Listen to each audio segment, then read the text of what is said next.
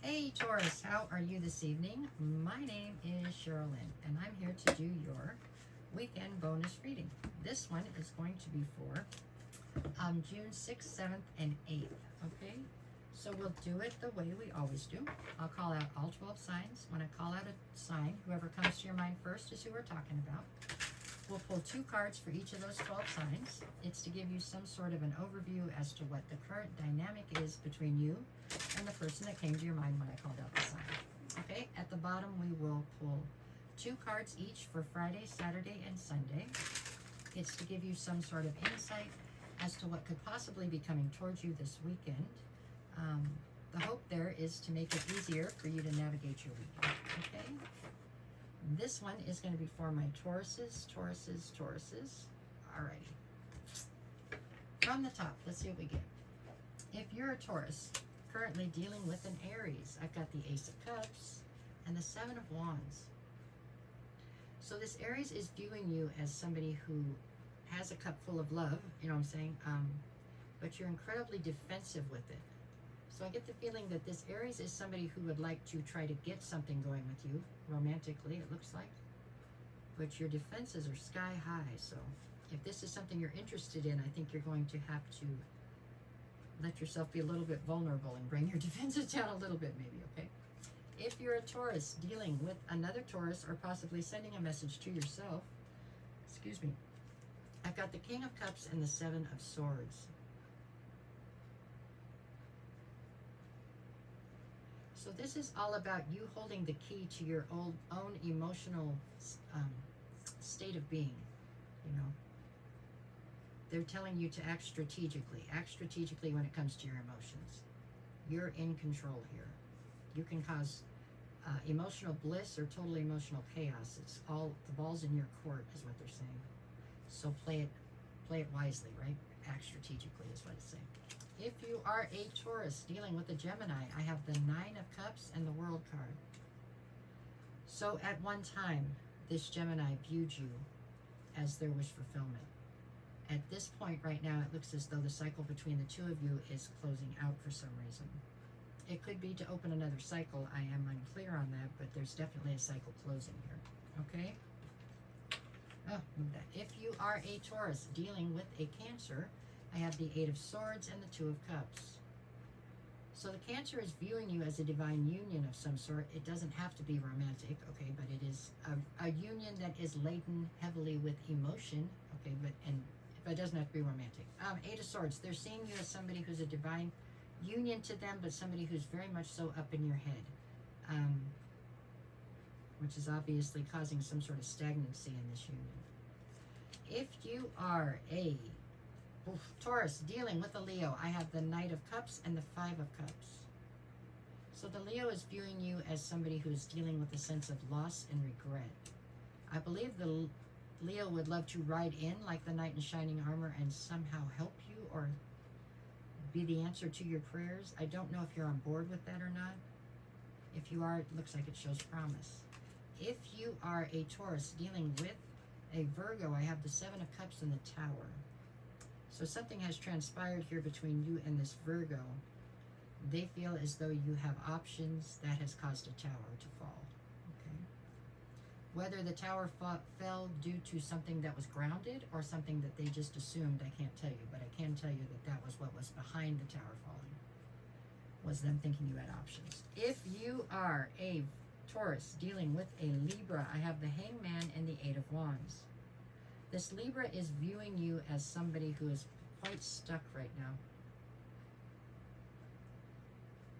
There's been a breakdown in communication between you and this Libra. And there is a ton of ego and stubbornness that is keeping this, what should be like just a little speed bump, it's turning it into a major problem. It's not one-sided though. Both of you are dealing with too much ego and too much stubbornness. This is something that's silly that's being blown up in something big. If you are a Taurus dealing with a Scorpio, I have the Nine of Wands and the Magician. The Scorpio is viewing you as somebody who's very wounded right now, and you're manifesting from a wounded place. So your manifestations are negative in some way because they're coming from a very wounded place. If you are a Taurus dealing with the Sagittarius, I have the Queen of Wands and the Queen of Swords. So the Sagittarius is currently viewing you as somebody who's used to getting what you want. Okay, you are that determined, desirable, don't give a whatever, what anybody else thinks type of person. Right now they feel like you're functioning from a place where you're also very vengeful and cold. Especially towards them. So something happened between you and the Sagittarius for sure. Something went sideways here. It almost feels like the Sagittarius is fearful of you at this point. That's what it feels like. If you are a Taurus dealing with a Capricorn, I have the Death card and the Three of Pentacles. So the Capricorn is viewing you as somebody who's embarking on a very large transformation. Things in your life are changing significantly for you. This Capricorn would love to collaborate with you. I don't know that this is romantic. This feels much more work or friend related. Really, it feels work related, money related. They're patiently waiting on the sidelines until they see how this transformation for you plays out. You know what I'm saying? But there's definitely a sense of loyalty here. And you are definitely something they've decided they want to collaborate with you. So if you are a Taurus dealing with an Aquarius, I have the Five of Pentacles and the King of Swords. This Aquarius is viewing you as somebody who's been left out in the cold, possibly by the Aquarius. Maybe. With the King of Swords here, you're very cold now, especially towards them, it looks like. You're dealing with everything. When it comes to them, everything is very sanitized. It's very, analytical, logical. There's no emotion involved anymore. If you are a Taurus dealing with a Pisces, I have the Nine of Swords and the Page of Pentacles. The Pisces is viewing you as somebody who is very stressed out and up in your head as you try to rebuild some sort of foundation. I do believe the reason you're stressed out is because of something that transpired between you and the Pisces, okay? All right, we did that. On Friday, I've got the Empress and the Hermit. So you are the Empress. That's how you're presenting here. With the Hermit, you've pulled your energy back out of a situation, which is something we heard over and over again up here. So you've been through something here lately. You pulled your energy back to try to reassess the whole thing, try to shine light on it. There you go. Tuesday, I've got the Devil and the Four of Cups. For some of you, this is you trying to numb the pain of whatever you've been through this past weekend. Be careful with that. There's a huge sense of dissatisfaction here. Something or someone's been a huge disappointment to you here lately. There you go. On Sunday, I have the Hierophant and the Queen of Cups. You're having a hard time figuring out what to do with something that you were 100% committed to. Whatever this is that's happening here. Somebody has been a disappointment to you. Somebody's done something that was disappointing. And now you're not sure where you stand within something that you were 100% committed to. It doesn't have to be a relationship. For most of you, it probably is, but it could be a friendship. It could be a job, I guess. But whatever it is, you were all in, and somebody didn't manage to hold up their end of the bargain, which has left you scrambling right now because you're not sure exactly where you stand or what you want to do about it. Okay?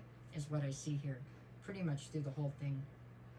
You do have plenty of options. There's plenty of people that would love to try to get something going with you or try to, however you want to look at that. But you probably need a minute to heal first at any rate. Okay, that's what I have for this week. No matter what the cards say, you make it the best possible weekend you can. I'll be back on Sunday with your weekly readings. I'm here every morning with these new energy check-in readings. They're kind of quick, kind of fun. If you want to check them out, if you need a personal reading, send me a message and I will get you the details. I will never reach out to you first, okay? If somebody does, it's not me, period. If they have my picture, it's still not me. If you look at their profile, it should have over 18,000 followers right now if it's on TikTok. So if it doesn't have that, it's not me. I don't have a backup account. I've got somebody out there right now causing grief because they're going around trying to get readings in my name. Please, if you want one, I'd love to hear from you. Please send me a message and I will get you the details. But I will not send you a message out of the blue, okay? All right, you guys. Thanks for everything. Take care.